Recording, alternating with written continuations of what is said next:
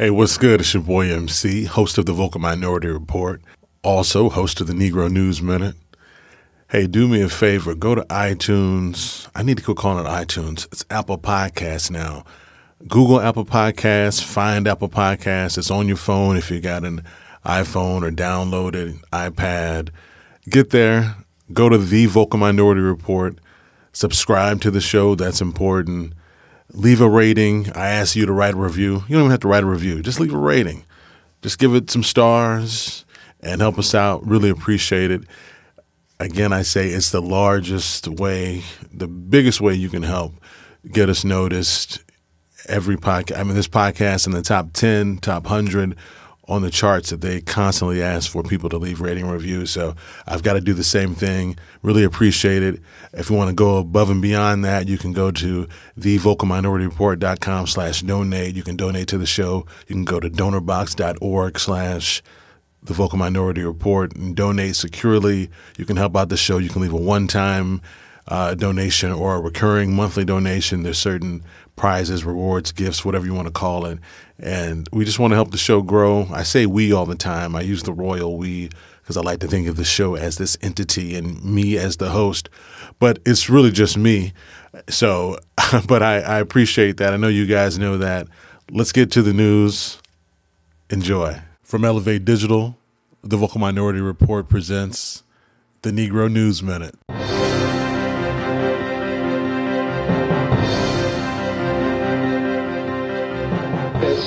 Is the President's FY 2018 budget. The name on the cover is the New Foundation for American Greatness. Okay? As I read through it over the weekend, as I did, in fact, we've been working on this since before I actually got here, it struck me that the title should have been different, that the title should have been a taxpayer first budget. Because that's what this is. And as I was trying to reconcile those two things, well, it's called the New Foundation for American Greatness, but I wanted to call the taxpayer first budget. It struck me that that was what was really new, or one of the things that was new about this budget. That we looked at this budget through the eyes of the people who were actually paying the bills. I think for years and years, we've simply looked at a budget in terms of the folks who are on the back end of the programs, the recipients of the taxpayer money, and we haven't spent nearly enough time focusing our attention on the people who pay the taxes. I got a couple questions yesterday. I know I will today about compassion. Compassion needs to be on both sides of that equation. Yes, you have to have compassion for folks who are receiving the federal funds, but also you have to have compassion for the folks who are paying it. Dateline the White House. You heard Mick Mulvaney, the White House budget director, tell reporters on Tuesday that he thinks this is the first time in a long time that administration has written a budget through the eyes of the people who are actually paying the taxes. Well, I say not so fast, Mr. Mulvaney, because, of course, there are critics calling the spending blueprint, quote, Robin Hood in reverse. Robert Greenstein, president of the left-leaning Center on Budget and Policy Priorities, said, quote, the president is essentially abandoning many people the economy has left behind, a large number of whom voted for him, and is pursuing policies that would make their lives more difficult than they already are. 2 months ago, the White House released a preliminary budget that covered only discretionary spending, those parts of the government that Congress has to authorize every year. The new budget also covers mandatory spending, including such big-ticket items as Medicare and Social Security. The plan was crafted with a skeptical eye toward programs that serve the needy. Over a decade, it calls for hundreds of billions of dollars in cuts to Medicaid, food stamps, and disability benefits. Despite that, Mulvaney says we are not kicking anybody off of any program who really needs it. He says we have plenty of money in this country to take care of the people who need help. We don't have enough money to take care of everybody who doesn't need help. I don't know that I fully understand that. And also, I don't know that I'm super concerned with how my tax dollars are appropriated, honestly, based on how I get paid in my professional life. A portion of that's commission, that tax rate, and then everything else. It's not like they send me a receipt, so I don't know where and how the money goes. And I believe that, you should be able to help people out and do for others. But, this administration appears to, and it's not foreign to Republicans, the right, they've got that pull yourself up by your bootstraps mentality, which is fine. But, there's levels to this stuff here. So back to this, though, Mulvaney argued that areas that the White House plans to put more resources in, national security, law enforcement, paid parental leave, were campaign promises. He said, quote, And that's why I say these numbers are simply the president's policies put on paper. So which budgets would see the biggest cuts or boost? As many have heard, has been speculated, the Environmental Protection Agency, the EPA, is the highest at 31%. Then the state and other international programs, 29%, 21% for agriculture, which I was going to do a story about USDA cuts and how that's going to affect farmers and everything else, but I decided not to. But that's important, though. Labor is being cut by 20%, Army Corps of Engineers, 16%, Health and Human Services, 16%, Commerce, 16%. Now, where do the increases lie? Defense, of course. You know, America first, right? Veterans Affairs and Homeland Security. Some of the proposed cuts to programs like Social Security's disability benefits are designed to push more people into the workforce. With 10,000 baby boomers hitting retirement age each day and an official unemployment rate of 4.4%, it would be difficult for the U.S. economy to grow as fast as the administration envisions without enlisting an army of new workers. Mulvaney said, "We need folks to work. There's a dignity to work, and there's a necessity to work to help the country succeed." So that goes to that whole pull yourself up by your bootstraps, get out there and work hard. The authors of the budget project rapid economic growth, allowing the government to balance its books by 2027. Mulvaney spent a decent portion of the beginning of his talk talking shit about Obama and that administration, basically, and their inability to balance the budget and only having primary balance, he mentioned. And I won't bore you with the details there, but he made sure he took his shots there, that administration. I don't know how much of that is true or not, but he certainly made that point. In opposition, the president of the Committee for a Responsible Federal Budget, Maya McGuinness, said, given the demographic challenges that we face, there's really very little chance that we will be able to sustain a 3% growth, that's the growth that they project to reach that balance by 2027. She said we should be realistic about the projections we make and not use aggressive economic projections to try to wish our fiscal problems away. She also said the Trump administration has taken so many important pieces of the budget off the table. They're saying they won't raise taxes, they're going to increase defense spending, and they're not going to address our biggest programs, Social Security and Medicare. And so when you're trying to reach balance by relying on such a tiny sliver of the budget, it's very difficult to make those numbers add up. Well said. Dateline, Boston. Now I wonder what this could be. This is probably some really uplifting, heartfelt story about the people of Beantown coming together, right? Damn, nope, not this time. In a letter sent Friday to the Mystic Valley Regional Charter School, the Massachusetts Attorney General told them to stop enforcing their hair policy, calling it, quote, unlawful.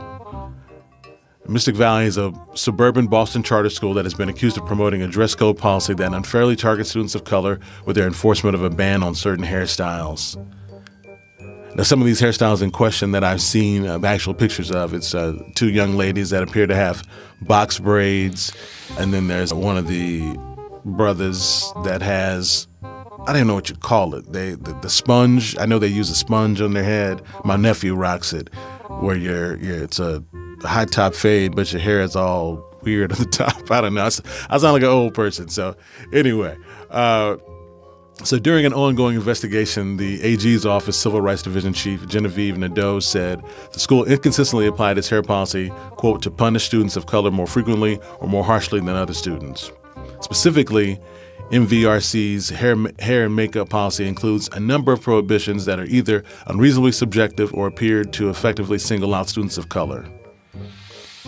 Now, this decision comes nearly 3 weeks after 15-year-old sophomores and sisters Maya and Deanna Cook, the young ladies I'm speaking of, or at least I saw the picture of, were given multiple detentions and banned from school activities for wearing braided hair extensions. Like I said, it looked like box braids to me, but, you know, I'm kind of up on the black women hairstyles. As of Thursday last week, the girls had racked up 14 detentions for refusing to take their braided hair extensions out, risking suspension and expulsion. All right. All power to the people. Good job, girls, for standing up. And shout out to their parents as well. Parents at the school said they felt the policy was discriminatory against students of color and said they had reached out to school administration in an attempt to educate them on African-American hair culture, but to no avail.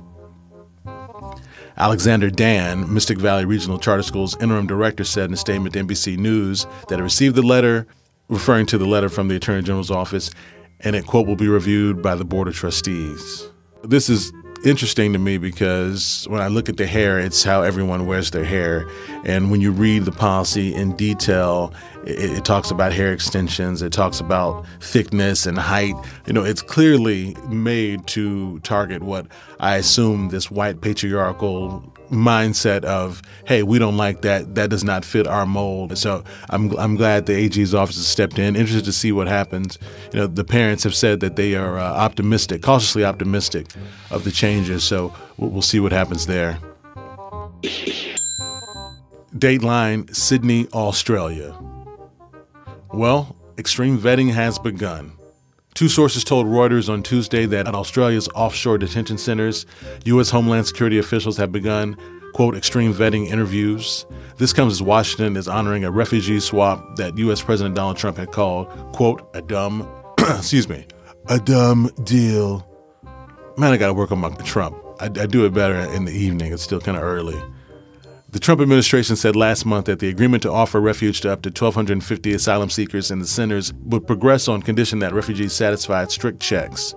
In exchange, Australia is pledged to take Central American refugees from a center in Costa Rica, where the United States has expanded intake in recent years, under the deal struck with former President Barack Obama. The first security interviews finished last week at Papua New Guinea's Manus Island Detention Center. Two refugees who went through the process told Reuters. The refugees said that the interviews began with an oath to God to tell the truth and then proceeded for as long as 6 hours with in-depth questions on associates, family, friends, and any interactions with the Islamic State militant group. Quote, they asked me why I fled my home, why I sought asylum in Australia, said one refugee who declined to be named, fearing it could jeopardize the application for a U.S. resettlement. The security interviews are the last stage of U.S. consideration of applicants. A decision on the fate of the first 70 people interviewed is expected to be reached within the next month, a different source who works with refugees said. The relocation of asylum seekers to the U.S. is designed to help Papua New Guinea and Australia proceed with the planned closure of the Manus Detention Center on October 31st.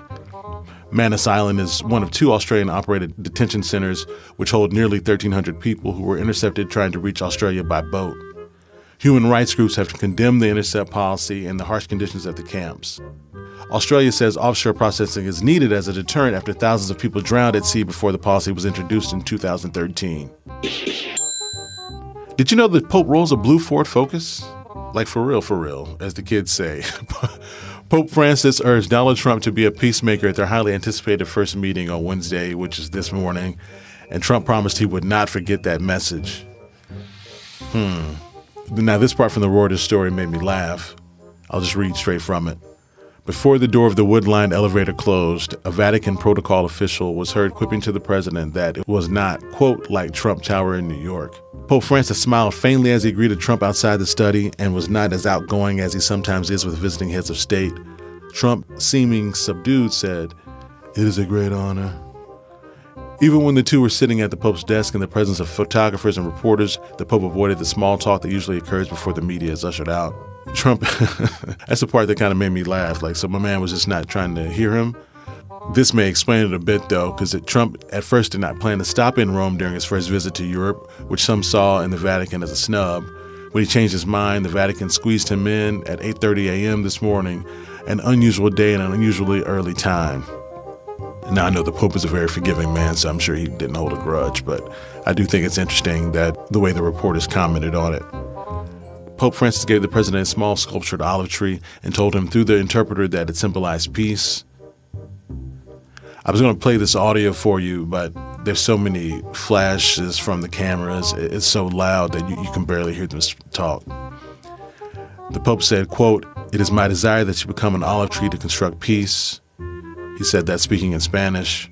Trump responded, "We can use peace." All right, that is the show today. Wednesdays are kind of slow news days. I didn't touch on Ariana Grande and the tragedy over there in the UK. There's several things that, I feel like you guys will get in your mainstream or fake news live. So I appreciate everyone checking us out. Make sure you tell a friend about this daily thing we're doing. Everything else, go to iTunes, subscribe, leave a rating, leave a review. For past episodes, go to thevocalminorityreport.com. Past episodes, guest info, store, all kinds of stuff there. You can take our survey. You can leave a donation. We really appreciate it. All right, see, I'm messing up because now the regular outro will play. So we'll talk to you tomorrow. For Elevate Digital, the Vocal Minority Report, this has been the Negro News Minute. All power to the people. Peace.